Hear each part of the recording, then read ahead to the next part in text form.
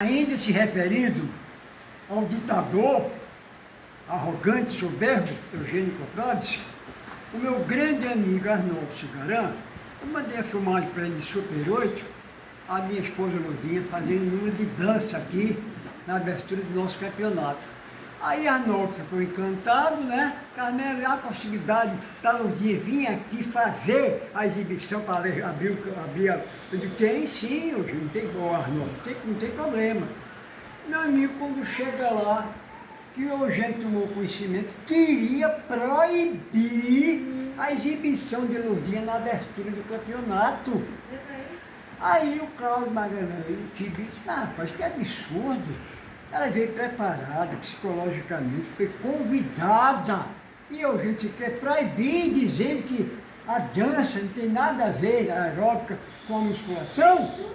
Aí o Arnoldo tomou a palavra. Olha, aqui quem manda sou eu.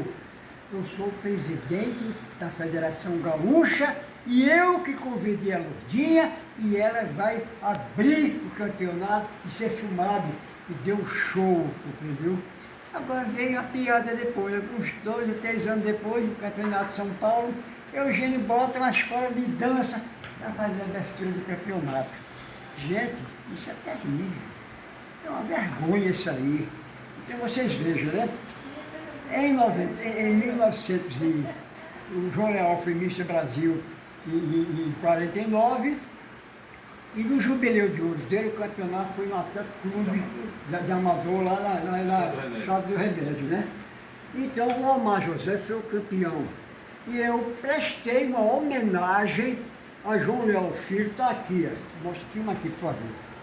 O cartaz que divulgou o 45 Campeonato Pernambucano de Musculação, realizado no dia 25 de setembro, também menciona o cinquentenário do título do Mister Brasil, conquistado pelo ilustre conterrâneo João Leal Filho, atualmente com 70 anos e em plena forma.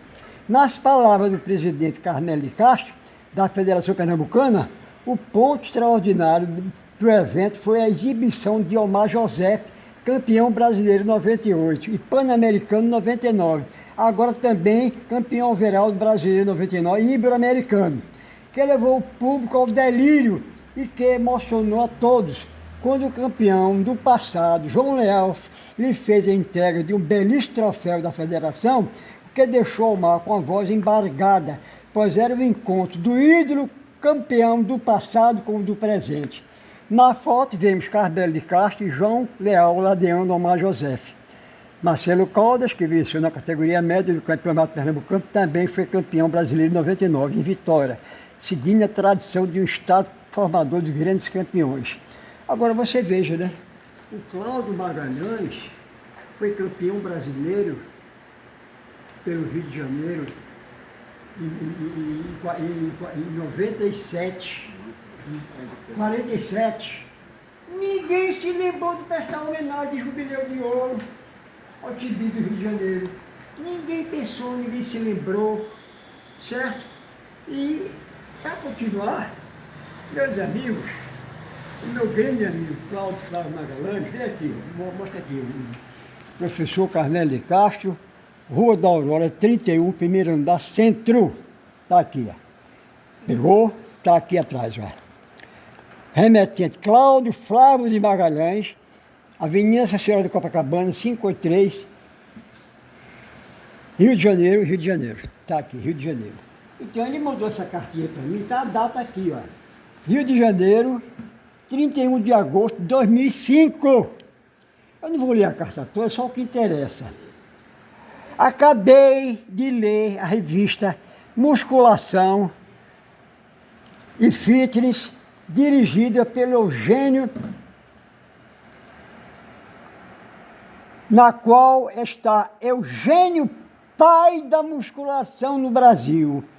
Veja vocês onde ficam o nosso saudoso Dr. Marcelo Benjamin Viveiro, da revista Força Saúde, e o Carmelo, Arnóbio, Dr. Laércio e outros.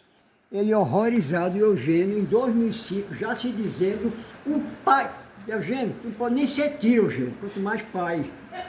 Compreendeu? A verdade é essa. Porque, meus amigos, vocês imaginem, se eu não tenho... E ele, as calúnias dele não parou por aí não, está no podcast que está gravado. Ele dizendo que o doutor Laércio contestou a minha vitória do Brasileiro lá em Fortaleza, ao ponto de se reunir no Baby Barione para ver se caçava o meu título ou não. Aí diz o Eugênio que da saída do doutor Laércio foi o seguinte, e se fosse eu conseguiria participar do Fantástico? Puras mentiras, sabe por quê? Porque o Antônio Ramos, vice-presidente da Confederação, estava lá, voltou para São Paulo, para Campinas, e prestou conta de tudo que houve, certo? Aí o doutor Laércio liga para o meu telefone convencional, Carmelo, seu diploma de campeão brasileiro já está pronto, dá para você vir pegar? Eu digo, que coincidência, eu vou agora mesmo viajar para São Paulo para participar do programa Clube dos Artistas. Eu falei de outra vez, Raul Gil, mas foi que participei de Raul Gil, Chacrinha, Flávio Cavalcante, uma confusão, mas foi o programa Clube dos Artistas que está na internet, para quem quiser assistir, compreendeu? Então, o que aconteceu? O doutor Laércio, fui lá, pega aqui, você que é rosto, Maria, pega de volta, esse diploma isso aí. Aí, doutor Laércio, aí eu fui para São Paulo, certo? Fui para São Paulo e o doutor Laércio me pegou lá na rodoviária, foi para a residência dele, de lá fomos para uma churrascaria e tá o diploma aqui, ó, honra mérito, Confederação Brasileira de Culturismo. Ao campeão absoluto, Rezaíl Carmelo de Castro, Mister Brasil 78, Campinas, 10 de julho de 1978, Dr. Laércio Jorge Martinez. Meus amigos, isso não é desinformação não, isso é maldade, isso é malícia, isso é mau caratismo, isso é covardia. O grande Alexandre Valentim criou esse podcast, os honoráveis. A palavra honorável é um adjetivo que serve para descrever quem tem honra e respeito. Me desculpe, mas diante de tantas as provas, qual é a honra e respeito que tem o Eugênio Coprópolis? Do próprio Páscoa, que estava orando para si, que foi o fundador da Federação Cearense. O doutor Marcos Fernando está vivo, minha gente, está vivo. Quem fundou a Confederação foi Carmelo, de Recife, doutor Marcos Fernando, de Fortaleza, Arnoldo Cigarão, de Porto Alegre, e Claudino Bertoncelli, que fomos 3 vezes no CND, doutor Raimundo dos Valatos, né, que é o causílico, né, que ele sempre pegava o estatuto, riscava, transforma assim. Fomos lá pela 3ª vez, olha, bote o que tiver de botar e tire o que tiver de tirar. Para a confederação poder existir, tinha que ter, no mínimo, 3 federações com registro e cartório. E onde é que estava a Federação de São Paulo? Não foi fundador da confederação, não foi. A Liga Brasileira não tinha personalidade jurídica, era de fato, mas não era de direito. Então, meus amigos, francamente, está aqui o verdadeiro pai da musculação em São Paulo. No campeonato ali de Nijane, que ele veio para em 90, né? Ele veio disputar, veio se exibir no campeonato, chamado de Baby Barione, certo? Eu estava lá, os presidentes de federações ficaram tudo na frente, e chegou um rapaz, botou a mão no meu ombro, mandou olhar lá em cima do balcão. Aí eu olhei, esse diga que é o Nelino Pascoal Gotti. Ele estava de binóculo. Meus amigos, o homem criou o ginásio Força Saúde de São Paulo, realizou o primeiro campeonato brasileiro. Ele, doutor Amador Paz de Almeida, ele era o presidente, me passou para o doutor Laércio. Um campeonato daquele, ele era para estar sentado lá na cadeira de honra, não esquecido lá em cima.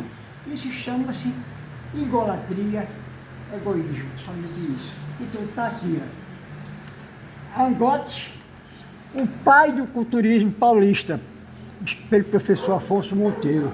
Hernelídio Pascoal Gotti nasceu em Bocaiúva, São Paulo, há 78 anos e vive na capital paulista há 70. O primeiro pai vem explicando tudinho aqui, que ele é que é o pai da musculação do estado de São Paulo. E novamente, aqui foi na revista Masculiforme. E aqui na revista Músculo, está aqui,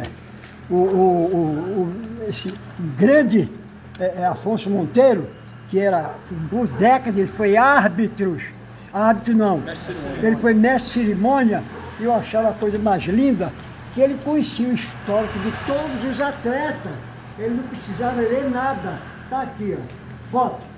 O comendador Hernelídio Pascoal Gotti, o pai do culturismo paulista, à esquerda, posa ao lado desta nota, professor Afonso Monteiro, especialmente para a revista Músculo. Então aqui está o verdadeiro pai. Eu nunca me arvorei aqui em Pernambuco de querer ser o pai da musculação. Ao contrário, no Instagram está lá, para poder pesquisar. Carmelo de Castro, no programa Cabeça Diária. Para quem quiser ver, o professor universitário me convidou para eu dar uma entrevista na rádio. E eu fui. Choveu o telefonema pedindo que eu fosse à televisão, TV universitária. Mas a televisão, o nome já está dizendo, Cabeça Diária. Era um programa dedicado exclusivamente ao futebol.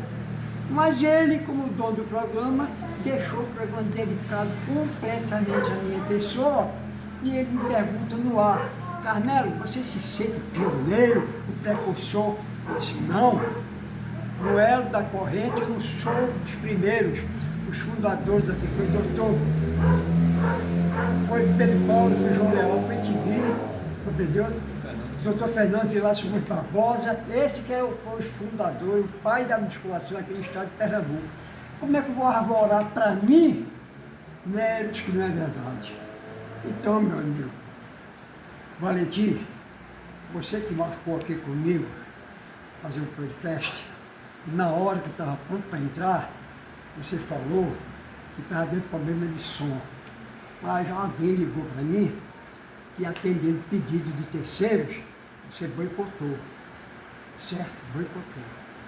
Eu também, anteriormente, esclareci que destruir a carreira de Omar José. E eu provei por A mais B que o Omar não podia ser campeão lá no Espírito Santo, Miguel o segundo lugar, e na outra semana Miguel ganhar para ele lá em São Paulo. Não podia. Mas pode, sabe por quê? Porque lá em São Paulo, todos os atos eram de São Paulo. Aí o que aconteceu? Omar foi disputar o Ibero-Americano, França, Portugal, Espanha, foi campeão overall. E o Miguel, que realmente é um grande atleta, vai da cintura para cima. É o Rony Coleman, é o Sérgio Nubré, mas daqui para baixo as pernas dele, lá não existe harmonia. Aí ele foi disputar o Grande Prix no outro ano, ele ficou em quarto lugar. Por quê? Porque o Eugênio não tinha mais interesse, porque o Omar não foi disputar. A intenção de Omar, só qual era? Ele destruiu o Omar, a intenção de Eugênio era essa. Porque vamos e venhamos. O Sebastião, carioca, disputando com São Paulo. O Wilson Santos, carioca, disputando com São Paulo. Certo? O próprio campeão do Zé Carlos, ele era brasiliense, disputando com São Paulo. Compreendeu? Aí me falaram que eles pegavam, davam o endereço do atleta que estava morando em São Paulo, pela questão de ética, não vou dizer quem foi que me falou, para justificar aquele atleta estar disputando com São Paulo. Quer dizer, se Omar se passasse para isso, fosse disputar com São Paulo, seria o melhor atleta das galáxias. Mas assim não aconteceu. Então, Eugênio, meu amigo, você não pode fugir da verdade, ser parcial, me defamar. E eu só vim tomar conhecimento no podcast que você botou em 2024, que Carmelo não era bem quisto nesse meio.